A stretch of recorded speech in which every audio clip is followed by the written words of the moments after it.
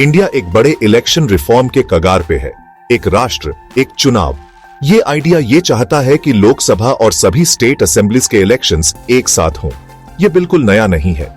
1951 से 1968 तक इंडिया में सिमल्टेनियस इलेक्शंस होते थे, जैसे ब्रिटिश राज में होता था। लेकिन कुछ स्टेट असेंबलीज के समय से पहले भंग होने की वजह से ये सिंक्रोनिसिटी टूट गई और अलग अलग इलेक्शन साइकिल्स शुरू हो गए। आजकल एक राष्ट्र, एक चुनाव की वापसी एफिशिएंसी, कॉस्ट रिडक्शन और फोकस्ड गवर्नेंस के लिए हो रही है। सपोर्टर्स का कहना है कि बार बार इलेक्शन से नेशनल रिसोर्सेज पर बोझ पड़ता है। मॉडल कोड ऑफ कंडक्ट की वजह से गवर्नेंस डिसरप्ट होती है और हमेशा कैंपेन मोड रहता है, जिससे पॉलिसी इंप्लीमेंटेशन पर ध्यान नहीं जाता। हाल ही में the constitution 129th amendment bill 2024 और the union territories laws amendment bill 2024 लाए गए हैं, जो इस विजन को पूरा करने की दिशा में एक बड़ा कदम है। इन बिल्स का मकसद कॉन्स्टिट्यूशन में बदलाव करके लोकसभा और स्टेट असेंबलीज के कार्यकाल को एक साथ करना है। ये एक कॉम्प्लेक्स काम है जिसके कॉन्स्टिट्यूशनल, लॉजिस्टिकल और पॉलिटिकल इंप्लीकेशंस दूरगामी हैं।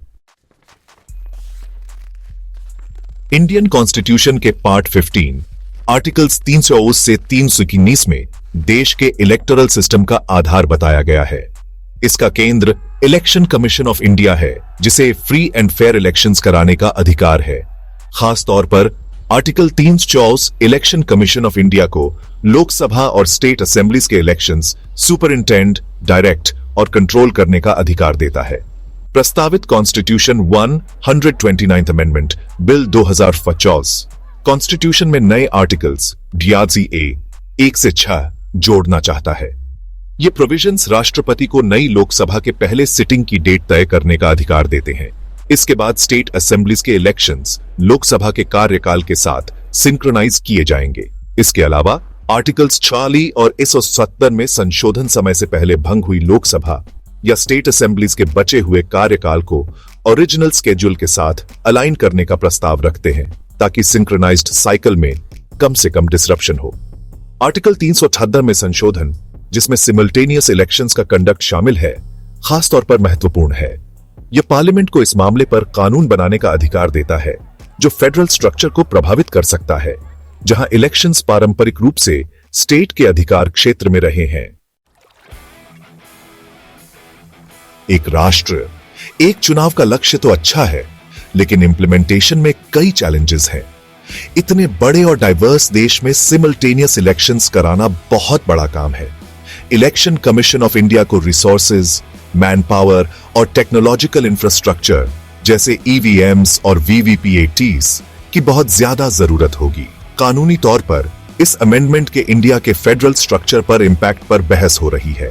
क्रिटिक्स का कहना है कि यह स्टेट्स की ऑटोनॉमी को कम करता है और पावर सेंट्रलाइज कर सकता है।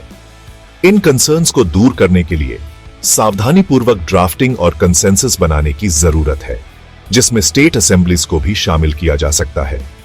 स्ट्रेटेजिकली फेज्ड इंप्लीमेंटेशन अप्रोच सही हो सकता है। शुरुआत में कुछ स्टेट्स में इलेक्शंस सिंक्रोनाइज किए जा सकते हैं और फिर धीरे धीरे स्कोप बढ़ाया जा सकता है। पब्लिक अवेयरनेस कैंपेन्स जरूरी है, ताकि लोगों को इस रिफॉर्म के रैशनल, बेनिफिट्स और पोटेंशियल चैलेंजेस के बारे में बताया जा सके। एक राष्ट्र, एक चुनाव के प्रपोजल पर इंडिया के पॉलिटिकल और इंटेलेक्चुअल लैंडस्केप में जबरदस्त बहस छिड़ गई है।